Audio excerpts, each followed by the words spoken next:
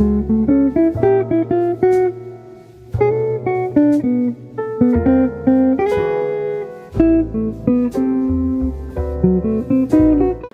a sustainable agriculture major, currently second year, and I participate in mycology research.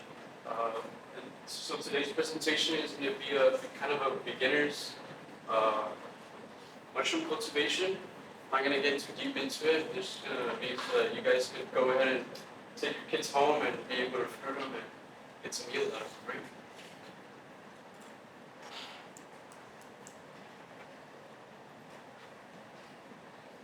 So I included this agenda to basically show you guys what we're going to be doing today.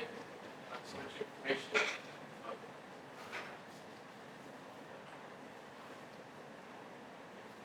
So let's get introduced to the mushrooms. So what are mushrooms? Mushrooms is a reproductive structure of fungus.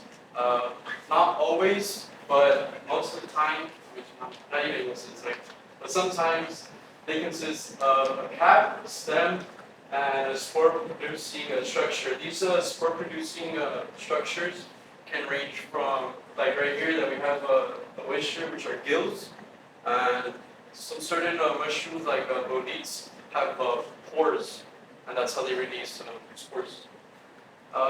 What do they do? So what they do is that they decompose a lot of like nutrients in our soil, as well as create new types of mycorrhizal networks with different types of trees, along with plant roots.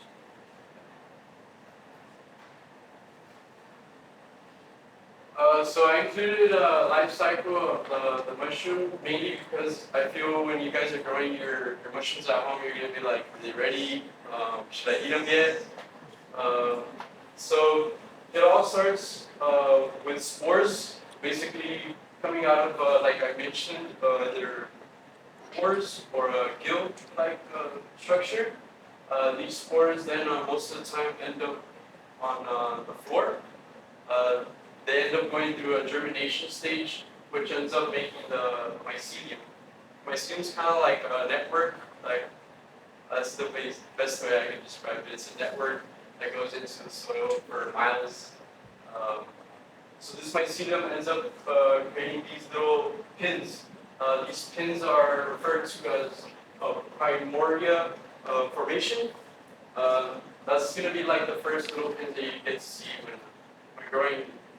After that, you're going to start seeing a more developed mushroom fruit body.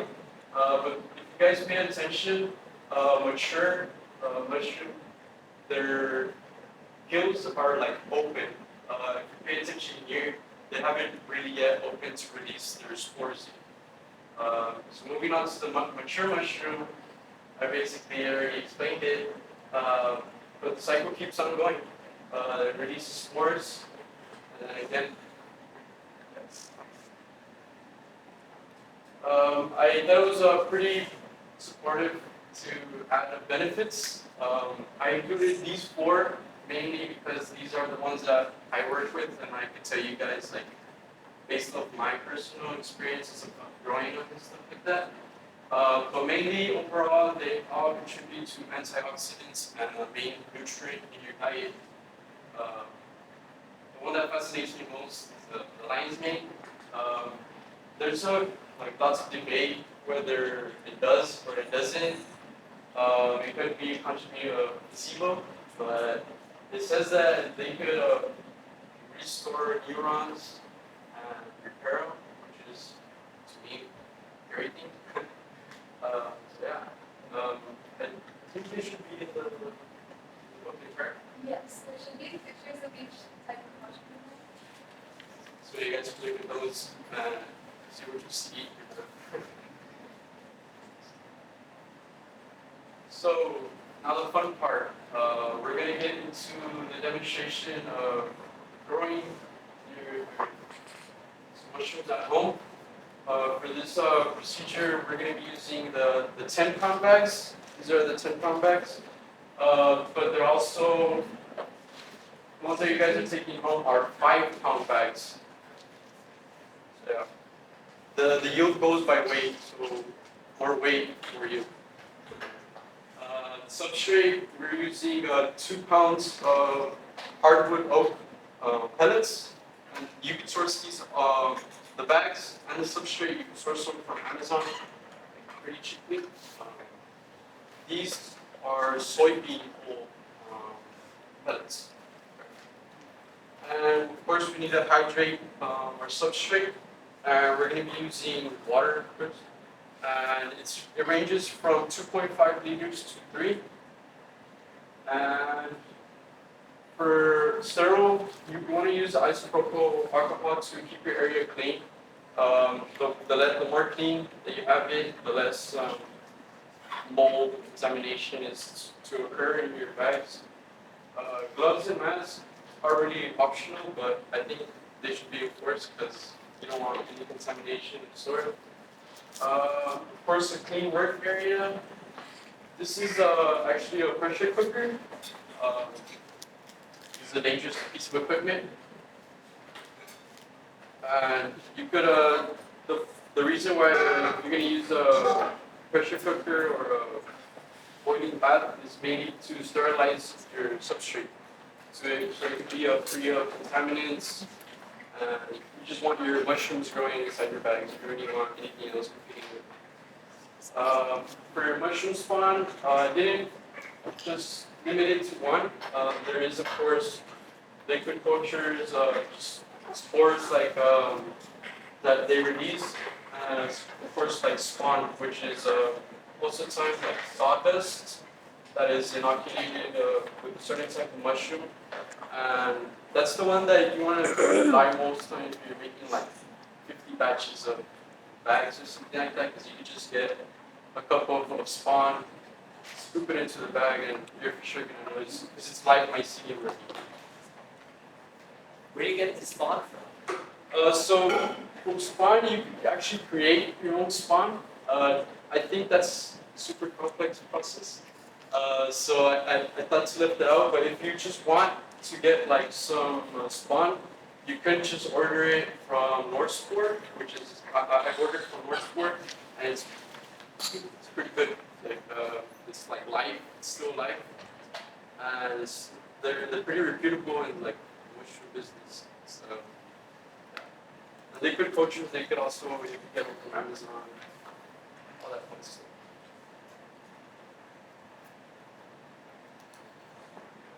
So I include procedures, you could read them, but I'm gonna do it like up front so you guys can see it like hands-on kind of thing. So first of all, you're gonna prepare your substrates. We have them right here. And these are already weighed out to 2 pounds and 2 pounds.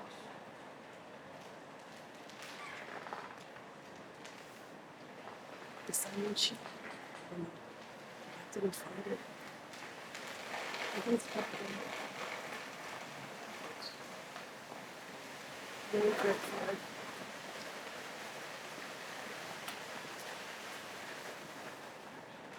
Yeah. What does the white patch thing look like? So the white patch is mainly made for that's a micron patch, which allows for air exchange. So I didn't know this either, but why would you want air exchange going in if you're trying to like risk contamination? So mushrooms breathe as well, and they need some like air oxygen going in and carbon going out, and that's the point of a patch. There is different types of sizes of patch for different types of air exchange. It's basically all like experimentation. If you're growing some specific mushroom, some of them are gonna like more exchange, some of them are gonna like less. It's all based on the type of mushroom that you're growing. And then I chose to use 2.5 liters of water. Does the breathing happen in the mycelium or in the fruiting body? Because the fruits are going to be outside of the bag, right? So. Correct. Yeah. So during the mycelium, while it's growing, it's still like a living thing. So it does like breathe and everything, and that's the point of having it kind of sealed at the beginning, so that that's the only kind of intake and like, outtake. But it's in both stages that that it doesn't.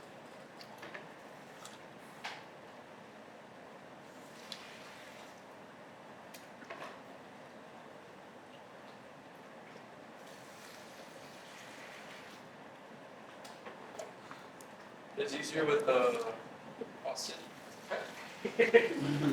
You left the two different substrates layered, one upon each other. Are they supposed to be mixed? So you are gonna want to mix them, but I like to do it with the water because it's like a smoothie. It goes better, you know. So after that, you're just gonna want to like massage the bag. These bags are really tough, so don't think you're gonna like really puncture them or anything like that. What's the difference in texture before you have water and after? But it's just like preference, like if you want to put your milk before you eat your cereal or that's,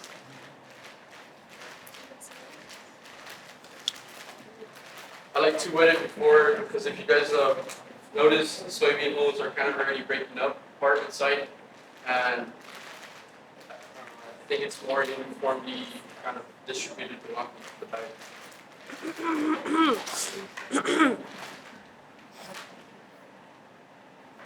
So after you had mixed your bag, which you're gonna, it says to seal it, but it's not convenient to seal it. That was my mistake, because then you're gonna have to open it again. You can seal it, but I don't recommend you do it because you can also run into problems as like your bag exploding inside of your. I mean, it's not gonna like damage you. It's not something fun. What I would recommend to do is you mix it, and we're just gonna pretend that it's gonna go inside here. Or for the pressure cooker, parameters that you're gonna want to use is the recommended is 15 psi for 90 to 120 minutes. That's the recommended. Like I said, lots of want to let it rest after it's been docked in the pressure cooker. Just want to let it rest for a bit, and after that.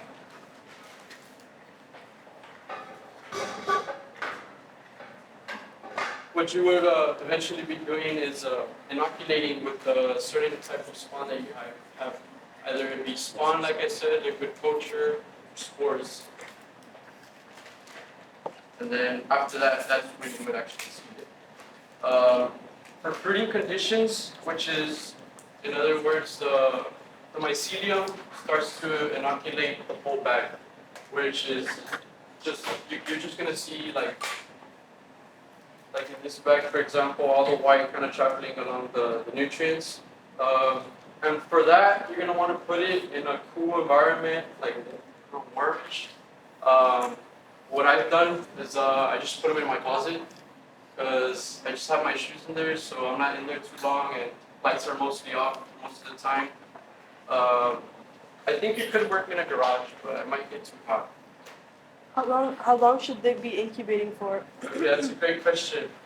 Incubation ranges from each mushroom, but most of the time, for like I mentioned before, lion's mane, chestnut, moisture, and king moisture, it's going to range from 1 to 2 weeks. So this is a fast process. And something that I want to point out is, like, for example, this bag, we see that it's just the top is fully pretty much myceliated or inoculated. You're going to want to go ahead and put this back to fruit ready. Like, don't be waiting on this little small, because you like most of the time they're already kind of pinning on top when the top is already fully colonized. So you're going to wait 1 to 2 weeks for them to get fully colonized. After that is the fun part, which is fruiting them, right?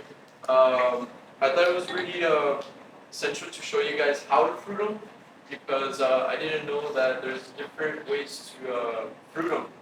So when I started working with the local producers at Mission, I thought like all of them was just gonna like cut them on top and like they grow, right? But sure they do, but there's more convenient ways to do it, right?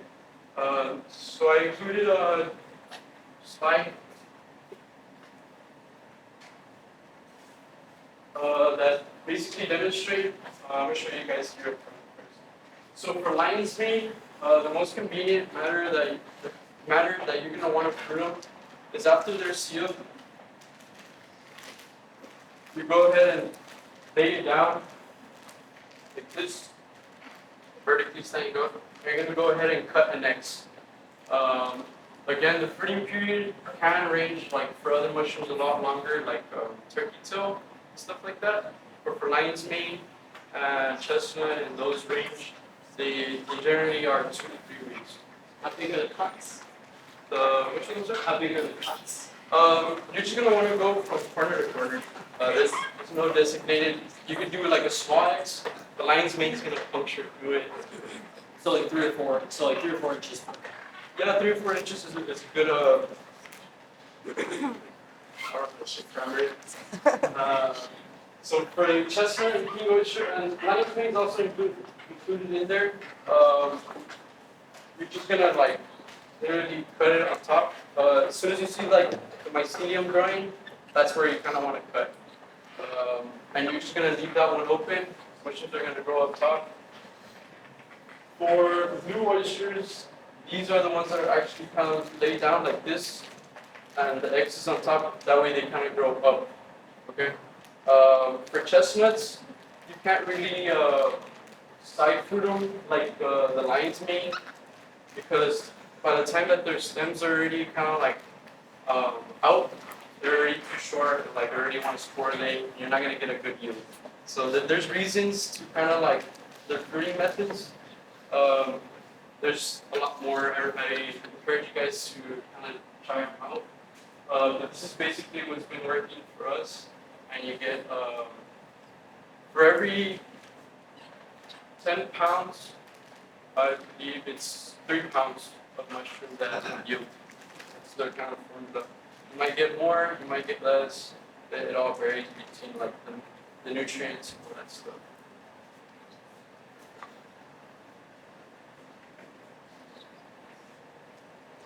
So I know you guys are gonna run into problems. So first of all, I think the one that we're all gonna experience, I run into a lot, or still, is mold. So mold most of the time is from practicing a sterile technique. You can do this in front of a flow hood. That is the best way you can do it. But there's also ways to do it at home, like make sure you clean your area with alcohol, wear gloves and stuff like that, and your risks of contamination are pretty much close to zero. Also overwatering. I don't know if you guys seen like leave some water outside and then algae starts to grow in it, so it's basically the same thing. Something that I also see is slow growth or no growth at all. Sometimes you're gonna see slow growth and no growth fade to pin. Like you're gonna see the block like completely inoculated, and then you're just like, where are the mushrooms at? Why aren't they growing, right? So most of the time it can be that your environmental conditions aren't right. So in nature, these mushrooms grow like when it's perfect, right? So it's not gonna change in your closet or anywhere else. The quality of the conditions have to be for the mushroom or prime, right? It can also be like having too much of hardwood or having too much of the soybean.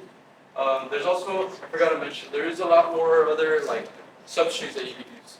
But this mixture is the one that we've been using for, like I said, the lion's mane. That's what works best. Before me, you might end up seeing some mushrooms like not look like mushrooms. So most of the times what that could be is like you stress them out, kind of like you're moving them from the closet to like I don't know, your room, and then your room you're gonna take them to your kitchen. Like those kind of like it shocks the mushroom. So you kind of want to stay away from moving it so much, kind of keep it in one area. And you want to like keep it at that same parameter.